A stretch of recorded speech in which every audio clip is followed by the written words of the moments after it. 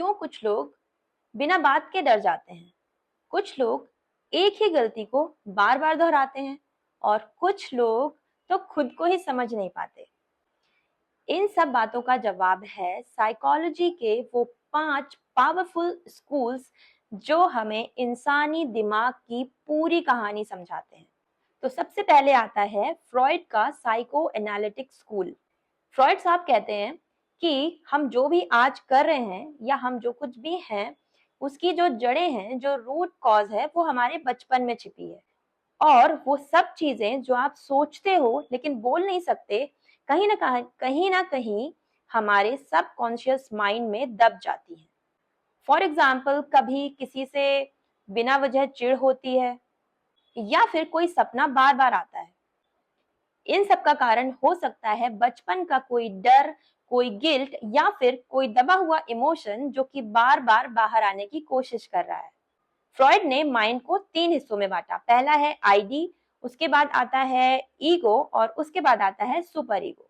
अगर हम इन तीनों को नॉर्मल शब्दों में समझें तो आईडी का मतलब होता है जानवर जैसा इम्पल्सिव मन। ईगो का मतलब होता है अच्छा बुरा समझने वाला लॉजिकल मन। और सुपर ईगो का मतलब होता है समाज के नियम मानने वाला मन। और ये तीनों चीजें मिलकर बनाते हैं हमारी पर्सनालिटी। उसके बाद आता है बिहेवियरिज्म। अब फ्रॉइड साहब अंदर की बातें करते थे, लेकिन बिहेवियरिज्म कहता है कि बाहर की बातें छोड़ो, लेकिन बाहर जो दिख रहा है उस पर ध्यान दो। वॉटसन, स्किनर और पॉवलोव ने कहा कि इंसान का जो बिहेवियर है वो ट्रेनिंग और हैबिट से बनता है। तो पॉवलोव ने कुत्तों को घंटी बजा करके लार टपकाना सिखा दिया और स्किनर ने कहा कि अगर आप किसी व्यक्ति को इनाम देते हैं किसी काम के लिए तो वो उस काम को बार बार दोहराता है। तो आज अगर कोई किसी बच्चे को चॉकलेट दे करके उससे होमवर्क करवाता है या फिर आपका बॉस आपकी सैलरी बढ़ा करके आपसे ज्यादा काम लेता है, तो ये सब बिहेवियरिज्म ही है। इसके बाद आता है कॉग्निटिव स्कूल, जो कहता है कि सोच बदलो और जिंदगी बदलेगी। अब बहुत सारे लोग आपने देखे होंगे जो हमेशा ये कहते हैं कि अरे मेरे साथ ही ऐसा क्यों होता है। तो कॉग्निटिव साइकोलॉजी कहती है कि आपकी जो फीलिंग्स हैं वो आपके थॉट से बनती हैं, बाहरी दुनिया का इससे कोई लेना देना नहीं होता। तो फॉर एग्जाम्पल, अगर आप सोचते हो कि मैं किसी काम का नहीं हूं तो आप लो फील करोगे और इसके परिणाम स्वरूप आपके सारे काम बिगड़ेंगे।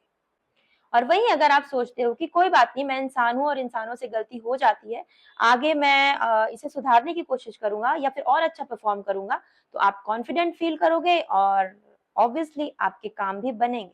कॉग्निटिव स्कूल कहता है कि अगर हम अपने सोचने का तरीका सुधारते हैं तो हमारी दुनिया खुद ब खुद बेहतर होने लगेगी। इसके बाद आता है ह्यूमनिस्टिक स्कूल। ये सबसे प्यारा और होपफुल स्कूल है।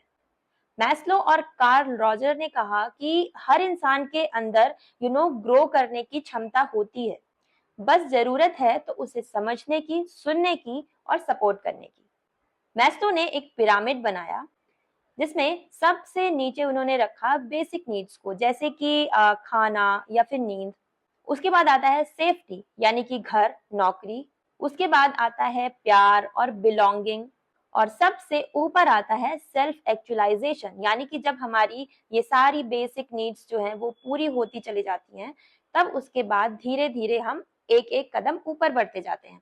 अब कोई इंसान जिसके पास खाने के लिए नहीं है, उससे आप जा करके स्पिरिचुअलिटी और मेडिटेशन और इन सब चीजों की बात करोगे तो वो बोलेगा कि आप फालतू की बातें कर रहे हो, पहले मुझे खाना दो, जब पेट में खाना जाएगा तब ये सारी चीजें अच्छी लगती हैं।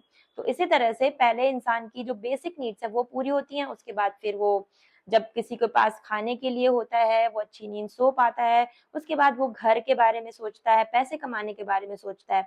फिर जब ये सब चीजें भी पूरी हो जाती हैं तब फिर वो सोचता है कि हाँ, अब मुझे शादी करनी चाहिए, फैमिली बढ़ानी चाहिए। फिर वो अपनी गृहस्थी पे ध्यान देता है। धीरे धीरे फिर जब ये सब चीजें पूरी हो जाती हैं तब फिर वो समाज में अपना नाम बढ़ाने की कोशिश करता है, पीस को ढूंढता है, मीनिंग को ढूंढता है ना, एक पर्पस को फॉलो करता है। तो इस तरह से लाइफ जो है वो आगे बढ़ती है। इसके बाद सबसे लास्ट में आता है बायोलॉजिकल स्कूल, जो कहता है कि अगर आपकी दिमाग की वायरिंग गड़बड़ है तो फिर बिहेवियर में भी गड़बड़ हो सकती है। बायोलॉजिकल स्कूल कहता है कि हमारे सोच विचार की जो जड़ है वो हमारे दिमाग, हार्मोन्स और जीन्स में होती है। तो कहने का मतलब ये है कि फॉर एग्जांपल अगर आपके दिमाग में सेरोटोनिन नाम का जो हार्मोन्स है वो कम पाया जा रहा है तो हो सकता है कि आपको डिप्रेशन हो। अगर कोई बच्चा बार बार हाइपर बिहेव कर रहा है तो हो सकता है कि उसके दिमाग का जो स्ट्रक्चर है वो अलग तरीके से काम कर रहा हो। ये स्कूल जो है ये मॉडर्न साइंस से जुड़ा हुआ है, तो इसके अंदर एमआरआई, मेडिकेशंस और जेनेटिक्स टाइप की चीजें आती हैं।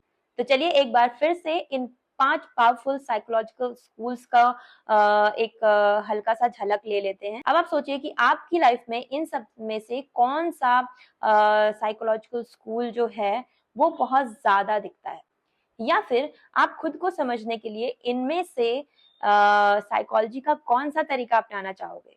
कमेंट में जरूर बताएं कि आपको कौन सा स्कूल जो है साइकोलॉजी का वो बहुत ज्यादा रिलेटेबल लगा। और यस, मिलते हैं अगले वीडियो में।